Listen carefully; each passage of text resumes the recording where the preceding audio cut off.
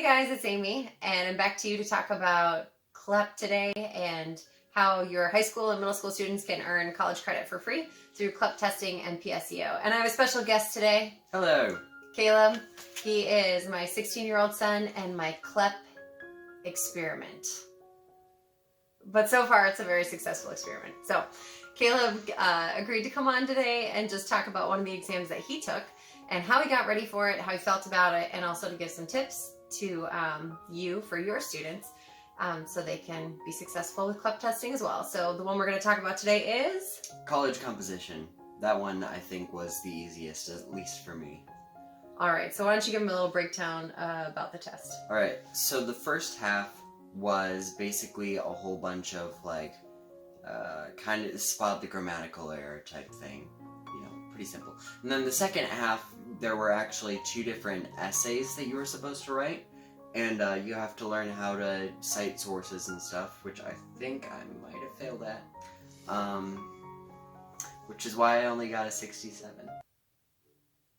But you got a 67. So for those of you who don't know, a 50 is a passing score on the CLEP tests. That can vary a little bit by institution. There are certain institutions that want to see higher scores. So if you, for instance, for Caleb, if you get a 50 on the college composition class, that's worth 3 credits. So that would be a college composition 1 semester class that most students would take freshman year of college. So a 50 is enough to get 3 credits. However, if you score above a 65 with the specific school we're looking at, then it becomes worth 6 credits, and it's 2 semesters of college composition. So 67 was an awesome score. Now, Caleb, would you say that you are a grammar person? Yes. So Caleb is very quick to pick up on grammatical errors in written speech as well as spoken speech.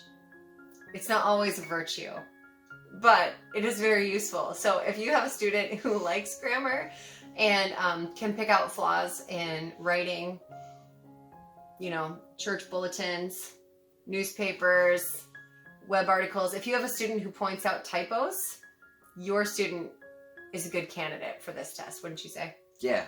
Yeah. So the essays I had to do, one was about, and these are examples, you probably will not have this on your test if you decide to take it.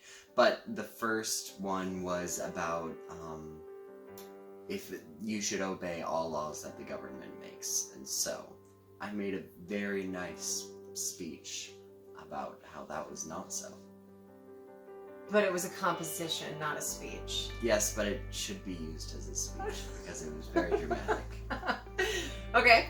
Second one was like blogs opposed to newspaper places, news places. Which one is the better medium or something? Yeah. So in the essay portion of the exam, you do have to be able to cite your sources, but there's not one specific style that you have to do. So just as long as your student knows that when you cite a source, you put in parentheses the last name of the author and the date, for example.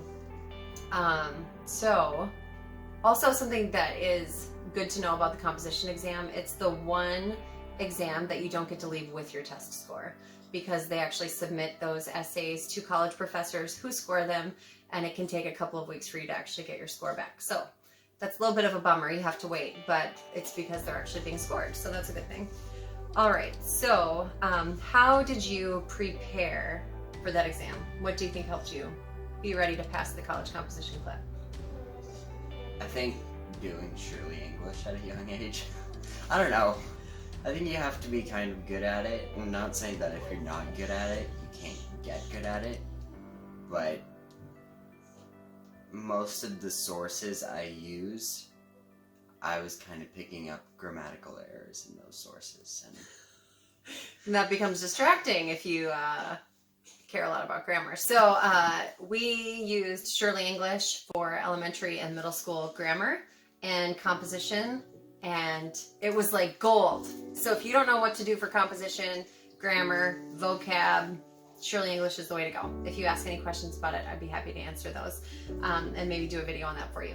And then After Shirley English, we did a little bit of easy grammar, and then we went into Essentials in Writing, and that's what Caleb used for 9th grade.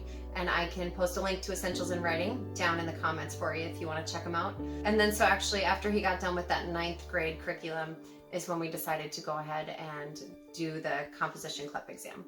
So also you used, what else did you use? Modern States? Modern States, that was probably the least helpful resource.